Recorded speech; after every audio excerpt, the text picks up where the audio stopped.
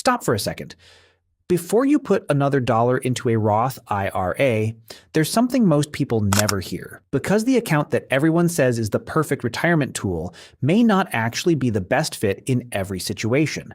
And if you never learn why, you could spend years making financial decisions based on an incomplete picture. So why do certain tax situations completely change the equation? Why do some high-income earners intentionally avoid prioritizing a Roth IRA? And why do so many videos about this topic leave out the one factor that actually matters most?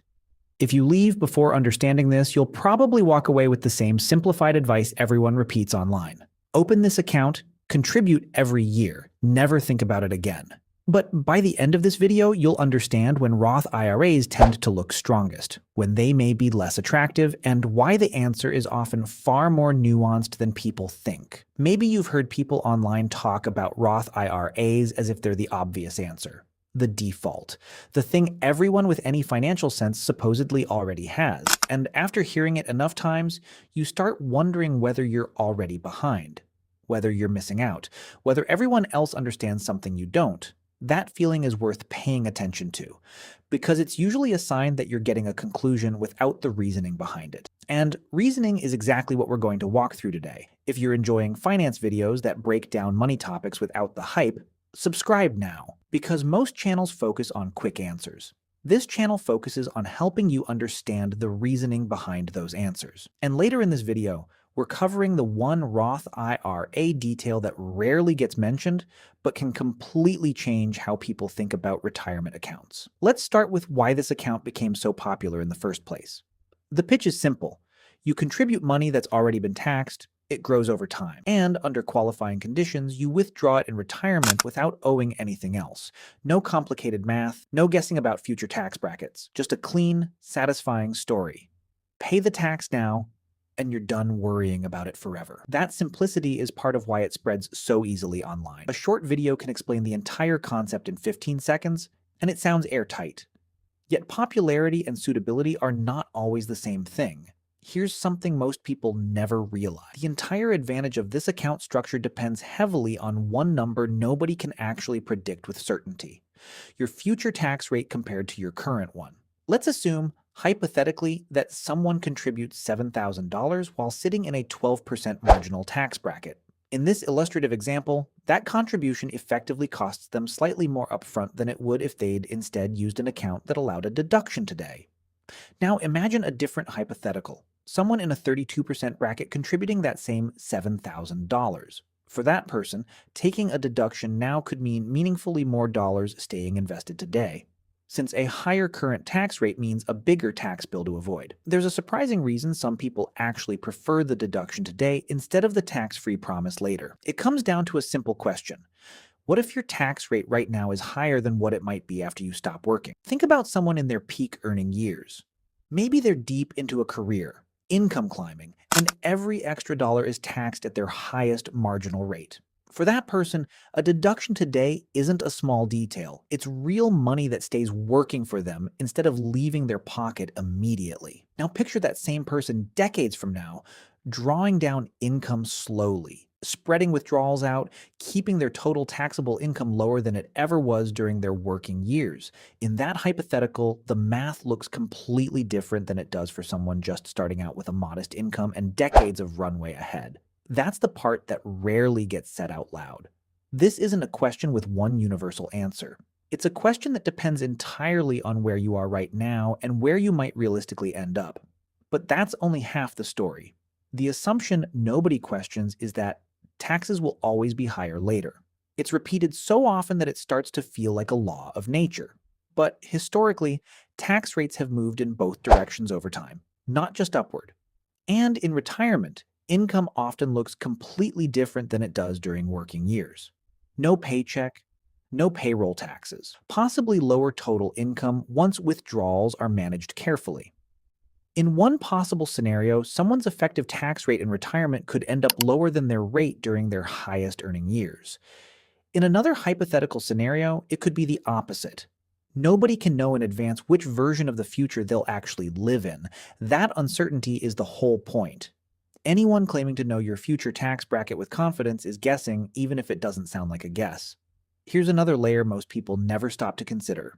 Tax policy itself changes. Historically, brackets have been raised, lowered, restructured, and rewritten more times than most people realize. Betting an entire retirement strategy on the assumption that rates will only ever move in one direction ignores decades of actual history. That doesn't mean rates will definitely fall or definitely rise.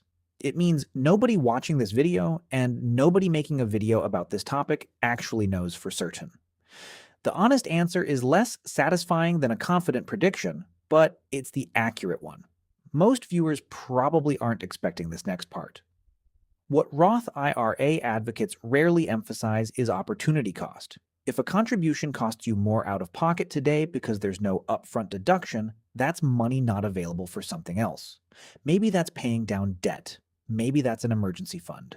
Maybe that's simply cash flow breathing room during a tighter month. Behavioral finance research consistently shows that people undervalue near-term flexibility compared to distant, abstract future benefits. A tax-free withdrawal decades from now feels good to imagine.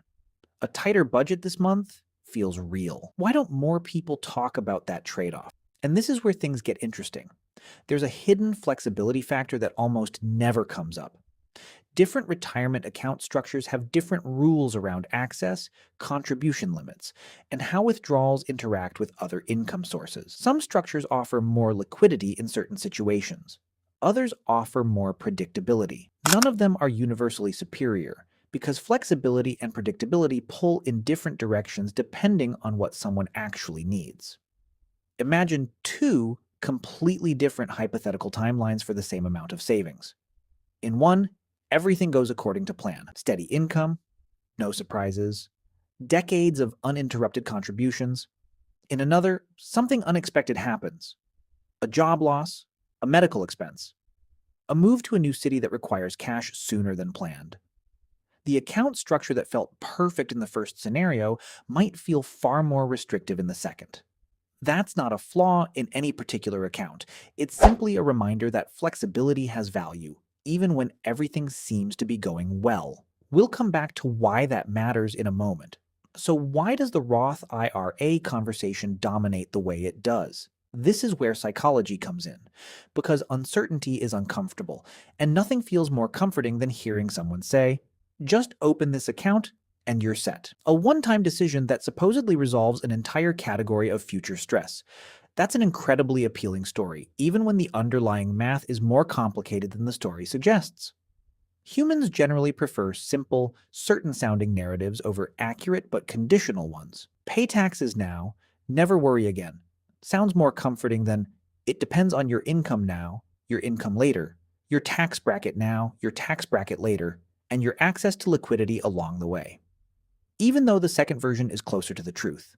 Think about how many decisions in life get simplified the same way. Complicated ideas get compressed into short, shareable statements because short statements travel further and feel more confident. But compression always removes something. And in financial topics, what usually gets removed first is the context that actually determines whether the advice applies to you. That's not anyone's fault exactly, it's just how information tends to spread. The version that survives online isn't always the most accurate version, it's the version that's easiest to repeat. Here's the part almost nobody brings up. The Roth IRA conversation, as it's usually presented online, often ignores how different someone's situation actually is. Different income levels, different tax circumstances, different retirement timelines, different priorities around access to cash versus long-term certainty. The same financial tool can look very different depending on the assumptions being used. Change the income assumption, and the math shifts. Change the future tax rate assumption, and it shifts again.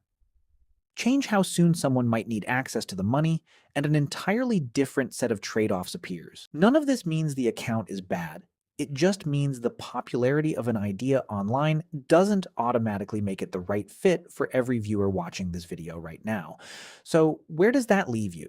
Not with a verdict, not with a specific recommendation, because that was never really the goal here. If anything, the goal was the opposite. It was to slow down a conversation that usually moves too fast. Most people encounter this topic in a short clip, hear one confident sentence, and move on believing they now understand the whole picture. But a single sentence was never going to capture something that depends on income, timing, future policy, and personal circumstances that vary from one viewer to the next. The more useful perspective is understanding the trade-offs behind the account rather than assuming one option automatically fits every situation. Current tax rate versus assumed future tax rate. Certainty versus flexibility. Upfront cost versus long-term simplicity. Every one of those trade-offs depends on details specific to the person making the decision, not a rule that applies equally to everyone who's ever opened a video about retirement accounts. The next time you hear someone online say, a Roth IRA is simply the obvious choice, you'll have the context to ask a better question. Obvious according to what assumptions? Obvious for whose situation? Because in personal finance, the tools rarely change. What changes is whether people take the time to understand why a tool works before deciding it's the answer. And that difference, more than any single account, is usually what separates confident financial decisions from borrowed conclusions.